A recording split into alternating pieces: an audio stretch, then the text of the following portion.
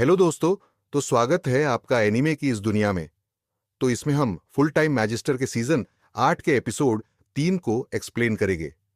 तो जैसे कि हमने पिछले एपिसोड में देखा कि मो फैन और डोंग फैंगली दोनों के बीच मैच होता है, जहां मैच चालू होने से पहले मो फैन को संदेश मिलता है कि जांगसिया हो और उसकी टीम की मौत हो गई है, जिसके बाद मोफान गुस्से में डोंग फैंगली को कुछ ही मुक्के में हारा देता है, जिसके बाद वो सब छोड़कर प्राचीन राजधानी जाने का निर्णय करता है। अब आगे पर्ल इंस्टीट्यूट में हंगामा मचा हुआ था और मोफान की घटना ने उसे एक किंवदंती बना दिया था। कई लोग टूर्नामेंट की अंतिम रैंकिंग का इंतजार कर रहे थे, लेकिन उसके करीबी जानते थे कि वह मैच में हिस्सा नहीं लेगा, क्योंकि वह जल्द ही मैजिक सिटी छोड़कर प्राचीन राजधानी की ओर जाएगा, जो मरे हुओं की अराजकता से घिरी थी। मोफान वहां किसी रहस्य को सुलझाने नहीं जा रहा था, बल्कि अपने बचपन के दोस्त की तलाश में था, जिसकी मौत की खबर उसे मिली थी। मोफान को यकीन नहीं था कि उसका दोस्त मरा है, और वह खुद अपनी आंखों से इसकी पुष्टि करना चाहता था।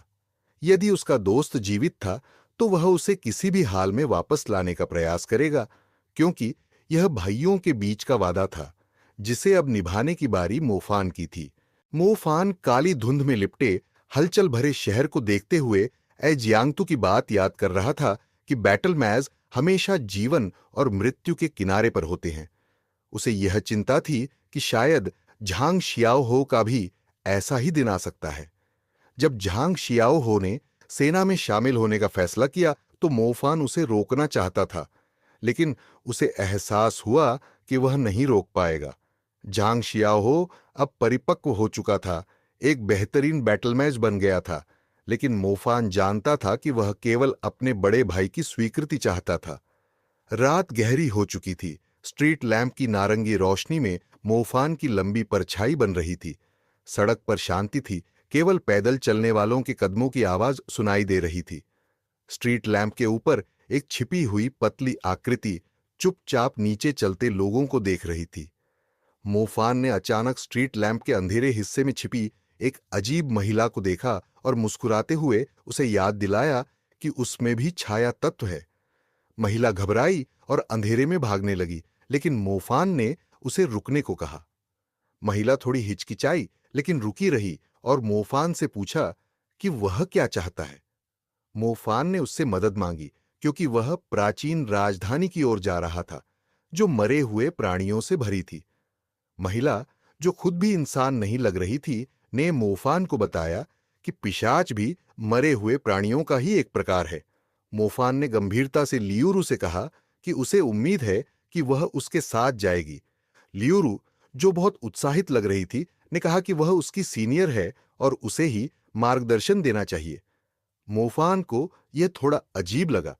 लियूरू, जो पिशाच बनने से पहले भी सुंदर थी, अब हवा में धीरे धीरे उतर रही थी। पिशाच बनने के बाद उसका स्वभाव और भी आकर्षक और रहस्यमय हो गया था। उसकी उपस्थिति में अब एक शुद्ध, सुंदर और साथ ही सेक्सी आभा थी, जो किसी भी पुरुष को मोहित कर सकती थी। त्वचा से आती सुगंध भी किसी को आकर्षित करने के लिए पर्याप्त थी। मोफान को यह स्वीकार करना पड़ा कि लियूरू अब पहले से कहीं अधिक आकर्षक लग रही थी।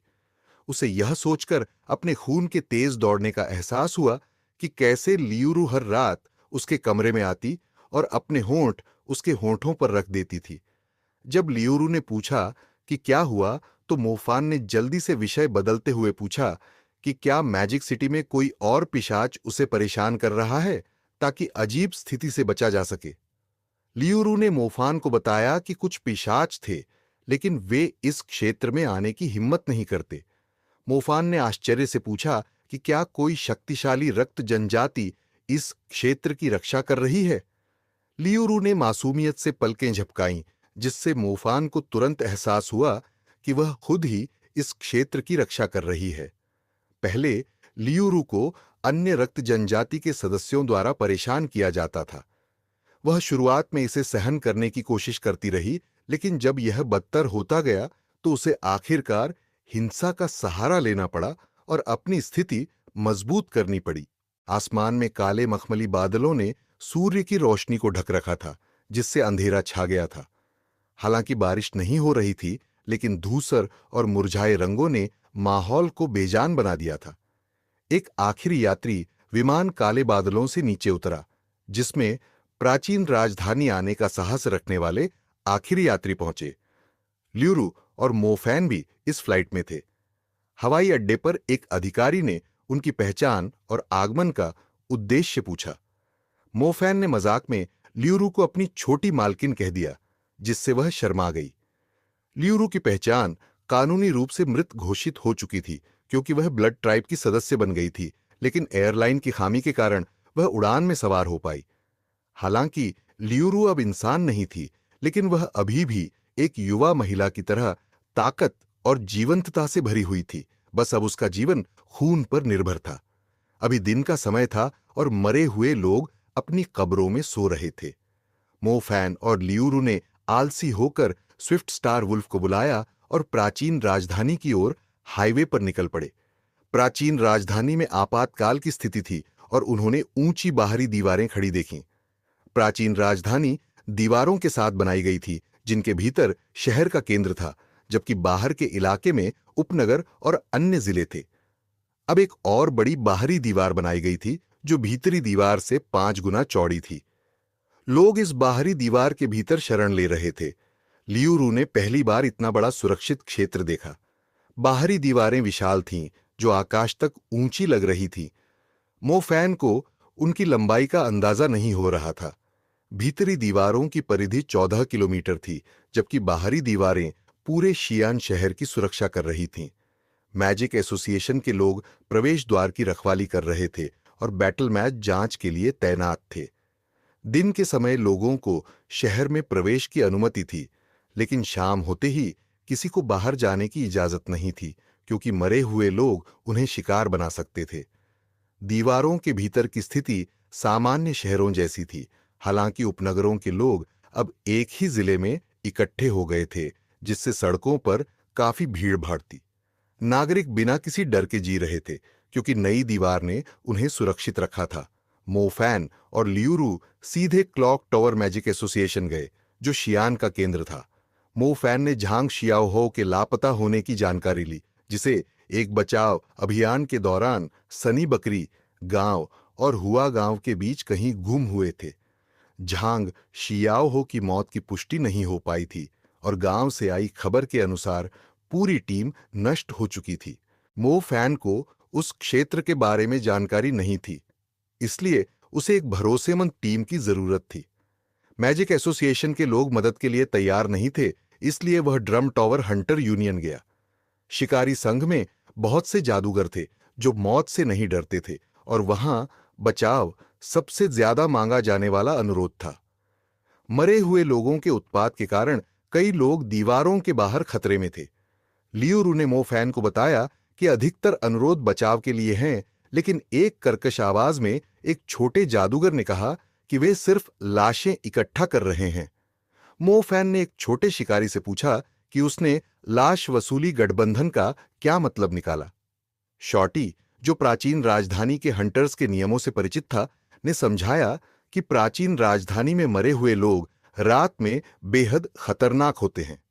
जो लोग रात में बाहर फंसे होते हैं वे आमतौर पर जीवित नहीं बचते, इसलिए हंटर्स आमतौर पर उन्हें बचाने के बजाय उनके शवों को वापस लाने की कोशिश करते हैं, ताकि उनके अवशेषों को मरे हुए लोगों में बदलने से रोका जा सके।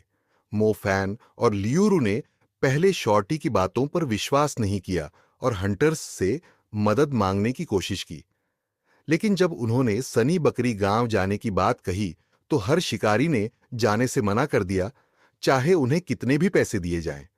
शॉर्टी ने उन्हें चेतावनी दी थी कि कोई भी उनके साथ जाने को तैयार नहीं होगा, और उसकी बात सही साबित हुई। मोफान और लियूरू को पता चला कि सनी बकरी गांव के पास एक खतरनाक डार्क एबिस दिखाई दिया है, जिससे सभी शिकारी डरते थे और कोई भी वहां जाने को तैयार नहीं था। उनके पास कोई अन्य विकल्प न होने के कारण वे शॉर्टी के पास वापस आए, जिसने मोटी फीस मांगी। शॉर्टी ने 10 मिलियन की मांग की, जिसे मोफान वहन नहीं कर सकता था। लियूरू ने मोफान को अपनी ओर से भुगतान करने की पेशकश की, यह बताते हुए कि उसे रक्त जनजाति के सदस्यों से पैसे मिले थे। मोफान ने बिना किसी झिझक के उसका पैसा स्वीकार कर लिया, जिसे देखकर लियूरू को हंसी आ गई। मोफान ने पहले कहा था कि उसे पैसों की परवाह नहीं है, लेकिन हकीकत में वह पैसे का लालची निकला। मोफान और लियूरू को सनी बकरी गांव जाने के लिए गाइड की जरूरत थी और शॉर्टी ने 10 मिलियन की मांग की। लियूरू ने मोफान की मदद के लिए अपने बैंक कार्ड से भुगतान किया। शॉर्टी ने मोफान को मुफ्तखोर समझा क्योंकि लियूरू बिना झिझक इतने पैसे खर्च कर रही थी। शॉर्टी ने स्पष्ट किया कि वह केवल मार्गदर्शन करेगा, सुरक्षा की गारंटी नहीं देगा और टीम में अन्य लोग भी होंगे। मोफान ने पहले से ही शॉर्टी की और उसके हंटर मास्टर की प्रतिष्ठा की पुष्टि कर ली थी, इसलिए वह आगे कोई बहस नहीं करना चाहता था। शिकारी संघ में गाइड्स की प्रतिष्ठा बहुत मायने रखती थी, इसलिए उन्हें धोखाधड़ी की चिंता नहीं थी। मोफान और लियूरू को प्राचीन राजधानी में एक सस्ता होटल मिल गया, क्योंकि मरे हुओं के कारण वहां का पर्यटन प्रभावित हुआ था। अगले दिन वे मरे हुओं का साम्राज्य देखने के लिए बाहरी दीवारों की ओर गए। वहां उन्हें सड़ती मिट्टी की बदबू और पहरेदारों की भारी संख्या का सामना करना पड़ा। मोफान और लियूरू ने देखा कि मरे हुए प्राणी अपनी कब्रों से बाहर निकल रहे थे और प्राचीन राजधानी की ओर तेजी से बढ़ रहे थे। वे दीवारों से टकराते हुए अंदर घुसने की कोशिश कर रहे थे, जिससे कई जादूगरों में भय फैल गया। लियूरू डर के कारण कांप रही थी, जबकि मोफान उसे चिढ़ाते हुए कहता है कि वह भी मरे हुए प्राणियों में से एक है, जिस पर लियूरू नाराज होती है। लियूरू ने शहर की दीवारों पर मरे हुओं की विशाल संख्या को देखकर पूछा, वे इतने सारे क्यों हैं? शहर की दीवारें इतनी ऊंची थीं कि वे पर्वतों जैसी लग रही थीं और मरे हुए लोग दीवारों पर चढ़ने की कोशिश कर रहे थे। पहरेदारों ने जादू मंत्रों की मदद से मरे हुओं को रोकने की कोशिश की, जिससे चारों ओर खून और मांस बिखर गया। एक आवाज आई, असंबद्ध लोग, कृपया चले जाइए। मोफान और लियूरू को दीवारों से दूर कर दिया गया, लेकिन मोफान ने दूर से एक विशाल छाया को देखा जो मरे हुओं के सम्राट जैसी लग रही थी। उसकी दहाड़ ने पूरी प्राचीन राजधानी को हिला दिया। यह मरे और जीवितों के बीच का युद्ध था, जिसे मोफान कभी नहीं भूल पाएगा। रात छोटी लगी, खासकर उन्हें जो देर से सोए थे। बाहरी दीवारों पर युद्ध चलने के कारण रात लंबी भी महसूस हुई। मोफान को नींद नहीं आई और सुबह तक जागता रहा। सूरज उगने पर उसने खिड़की से बाहर देखा और लड़ाई के बाद शांत वातावरण में दूर धुंधली छायाएं देखीं। लियूरू ने उससे पूछा कि क्या वह ठीक से सोया नहीं, और उसने बाहरी दीवारों पर लड़ाई के कारण बुरे सपने आने की बात कही। लियूरू ने कहा कि आंतरिक दीवारें सुरक्षित हैं, लेकिन पास की एक बूढ़ी औरत ने उसे टोका और समझाया कि बाहरी दीवारें इतनी आसानी से टूटने वाली नहीं हैं, वहां जादूगरों की पहरेदारी है। अंत में मोफान और लियूरू ने बूढ़ी औरत की बात पर ध्यान न देते हुए शॉर्टी से मिलने के लिए बाहरी दीवारों की ओर बढ़ने का फैसला किया। दक्षिणी गेट पर पहुंचने पर भी मोफान को भीड़ में शॉर्टी नहीं दिखा। शॉर्टी फोन पर बात करते हुए इधर उधर कूद रहा था, जिससे उसे ढूंढना मुश्किल हो रहा था। मोफान ने उसके आसपास का माहौल देखा और पाया कि कुछ लोग उसके चारों ओर इकट्ठा हो रहे हैं। वहां मौजूद लोग साधारण थे, लेकिन उनमें एक महिला काले रेशमी घूंघट में थी, जो दूसरों से अलग नजर आ रही थी। आजकल लोग नकाब पहनते थे, लेकिन उसके पहनावे में एक खास आकर्षण था। दक्षिणी गेट पर पहुंचने के बाद मोफान और लियूरू शॉर्टी और उसके साथियों के साथ बाहर निकले। इस समूह में 5 पुरुष और 2 महिलाएं थीं, जिनमें से एक महिला काले रेशमी घूंघट में थी और उसका भाई पूरे समय उसके साथ था, जैसे कि वह उसके दल का हिस्सा हो। बाहर की हवा में एक अजीब सी गंध थी, जो सूरज निकलने के साथ गायब हो गई और ऐसा लगा जैसे रात की लड़ाई कभी हुई ही नहीं थी। समूह पैदल सनी बकरी गांव की ओर बढ़ा, क्योंकि दक्षिण में कारें नहीं चल सकती थीं। इस दौरान मोफान काले मोजे पहनी एक महिला के आकर्षक पहनावे और उसकी चाल ढाल पर ध्यान दे रहा था। उसकी शॉल और रेशमी लबादे में उसकी मोहक छवि मोफान को आकर्षित कर रही थी। जिज्ञासा के चलते मोफान ने शॉर्टी से उसके बारे में पूछा। शॉर्टी ने बताया कि वह महिला खुद ही साथ चलने आई है और पहले ही भुगतान करने को तैयार थी। मोफान ने शॉर्टी से कहा कि उसे अधिक स्वस्थ सोच रखनी चाहिए, जिस पर शॉर्टी ने मजाक में जवाब दिया। मोफान ने सनी गोट विलेज पहुंचने के समय के बारे में पूछा, लेकिन शॉर्टी ने उसे याद दिलाया कि उसे अंधेरा होने की चिंता करनी चाहिए, क्योंकि सर्दियों में दिन छोटे हो जाते हैं। मोफान ने फिर काले घूंघट वाली महिला के बारे में जानकारी मांगी, तो शॉर्टी ने उसे खुद उससे पूछने को कहा। बातचीत के दौरान लियूरू ने मोफान से फुसफुसाते हुए बताया कि उस महिला की आभा अजीब लग रही है, जिससे मोफान को भी उसमें असामान्य आभा महसूस हुई।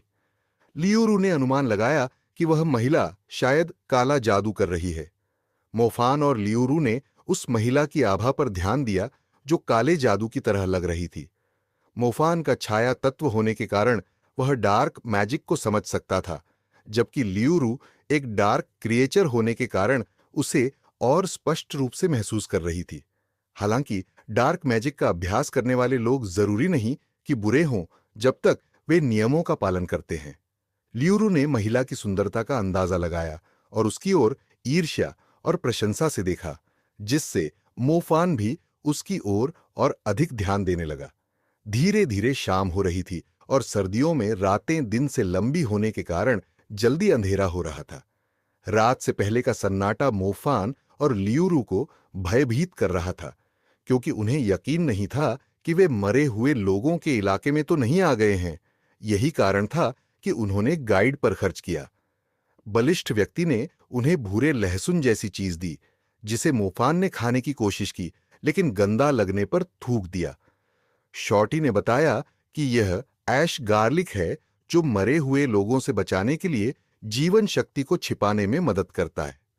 मोफान ने इसे घिनौना कहकर खाने से मना कर दिया, जिससे काले रेशमी कपड़े पहने महिला प्रभावित दिखी। तभी शॉर्टी ने सबको शांत रहने को कहा और वे सब ध्यान से जमीन के नीचे से आती हलचल को सुनने लगे, जैसे मिट्टी धीरे धीरे ढीली हो रही हो। शॉर्टी, जो वर्षों से मरे हुओं की भूमि में रहा था, रात के आते ही घबरा गया और सभी को ऐश गार्लिक खाने के लिए कहा। काले रेशमी वस्त्र पहने महिला और अन्य साथियों ने इसे खा लिया, लेकिन मोफान अब भी संकोच कर रहा था। तभी जमीन से एक मरे हुए व्यक्ति का सिर निकला और मोफान की ओर बढ़ा। मोफान ने उसे लात मारकर अलग कर दिया, लेकिन इसके बाद जमीन में एक बड़ी कब्र खुल गई, जिसमें से कई काले कंकाल बाहर निकलने लगे। ये कंकाल किसी प्राचीन सेनापति की नौकरानियों के थे, जो जहरीले लग रहे थे और खून से लथपथ आंखों से मोफान की ओर बढ़ रहे थे। मोफान ने अपने अग्नि तत्व का उपयोग करके कब्र से निकलते कंकालों का सामना किया, लेकिन जल्द ही देखा कि चारों ओर ऐसी कई कब्रें और भी हैं जिनसे कंकाल निकल रहे थे। ये नजारा देखकर मोफान ने ऐश गार्लिक खाया, जो मरे हुओं को दूर रखने में मदद करता था। शॉर्टी ने सभी को जल्दी वहां से निकलने का सुझाव दिया, क्योंकि यह किसी राजा या प्रमुख अधिकारी की कब्र प्रतीत हो रही थी, और अगर कोई शक्तिशाली मरे हुए जादूगर वहां होता तो स्थिति खतरनाक हो सकती थी। काले रेशमी वस्त्र पहने महिला ने शॉर्टी से मरे हुओं की स्थिति के बारे में पूछा। शॉर्टी ने बताया कि मरे हुओं का एक नया युग आ सकता है और शायद मरे हुओं का सर्वोच्च शासक बदल गया हो। उसने इसे मृत्यु का प्रतीक बताया, जो संभवतः तांग राजवंश के सम्राट का अवशेष था। महिला ने उत्सुकता से शासक के काल के बारे में पूछा, जिससे मोफान को पता चला कि वह विदेशी है।